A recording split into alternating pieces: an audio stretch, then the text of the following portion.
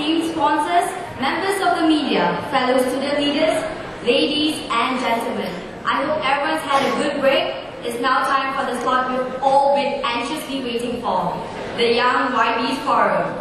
Sesi seterusnya bertajuk Subsidies, a question of necessity or Tongkat culture. Dan bagi sesi ini, Saudara Sharil akan menjadi pengantar. Sharil is the Vice Chairman of UKEC and Director of this year's Malaysian Student Leaders Summit 2008. He's a graduate from the University of Manchester and has received honours in economics and politics. Majlis dengan segala hormatnya menjemput Saudara Sharil Hamdan untuk mengantara sesi ini. Saudara Sharil, dipersilakan.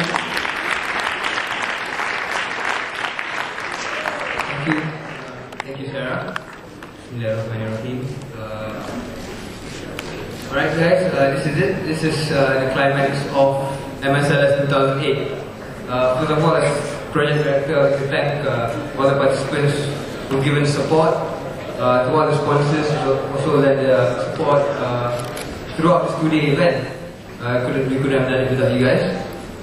And right, as for the topic today, subsidies, question of necessity or Tongkat culture.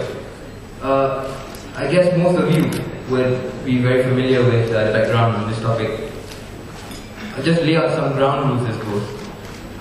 There will be no interjection between any of the three panelists.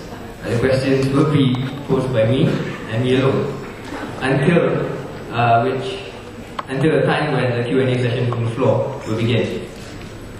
On June 4th, petrol prices will increase from RM1.92 to RM2.70. Diesel prices 158 to 258, and this happened on June 4th, after which a plethora of measures were announced together with this reduction to ease the burden of the public, including a rebate of RM625 per year for cars below 2000cc and reduction of road tax for cars above 2000cc. Then there was streamlined diesel subsidies for fishermen, transportation companies, vessel owners. So I won't go through the whole list of these measures, but this would inform the discussion today. And incidentally, just yesterday the government announced that the price of fuel will depend on global price of oil, with a fixed 30-cent subsidy, with the further promise to not let fuel rise over RM2.70 this year. So this is the background of the topic, and together with the June 4th announcement, I should say, there was also electricity tariff restructure. Households that use more than 200 kilowatts per hour per month had no change, so that represented almost 60% of all households. Those small businesses that use under 200 kilowatts per hour face an 18% increase, while commercial and industrial outlets face 26% increase. So these are the facts. Together with me today, our esteemed panelists, three young YBs. On my right, Yang Berhormat TONY PUA, AMP from BJ.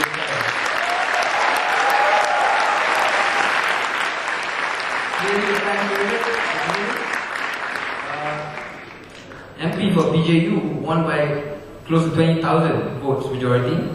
Formerly CEO of an IT firm, but then moved into politics and still, if I'm not mistaken, serves today as the economic advisor to the AHMAD.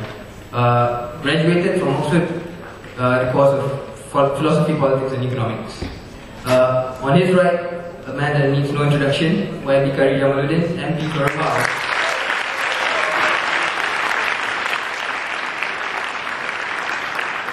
Deputy Arnold Youth Chief has a great passion for football and holds the post of Deputy President of FAM.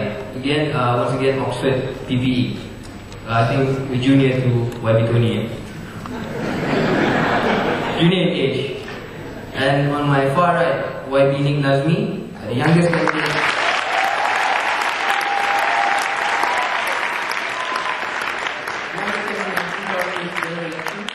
Current sitting Assemblyman for Setia, former student activist, and this is why this is special and why we specially invited him here, because he used to be quite active in UKEC as well.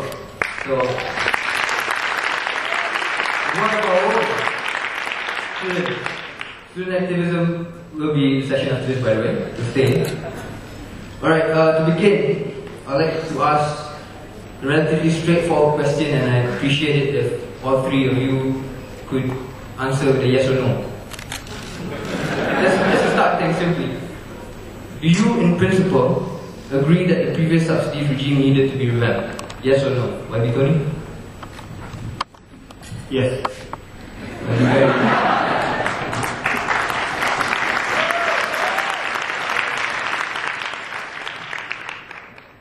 I didn't know it was possible for politicians to say yes or no. But yes. So, clear point of agreement then. Right, now the first real tough question. YB Tony, you just mentioned that you agree that the subsidies regime needed to be revamped. Subsidies regime, i.e. pre-June 4th, yeah? What is your main qualm then with the pullback of the fuel subsidies? Do you believe that the government was ignoring the welfare of people when it did this? Was it too drastic? Was it too much? Too soon? I actually think that what was missing was that you need to have complementary policies to fuel price rise.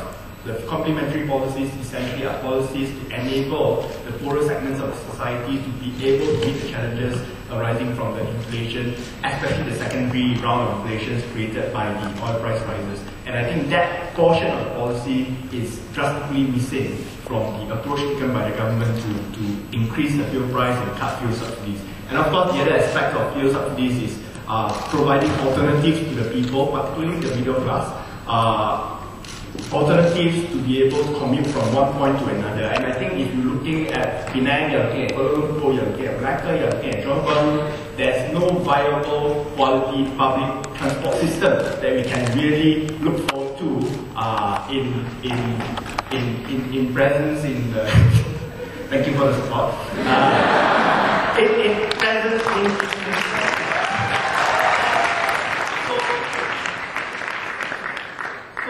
until such a time when a viable, a good, functional public transport station is in place, it is very difficult to justify drastic increases in fuel prices.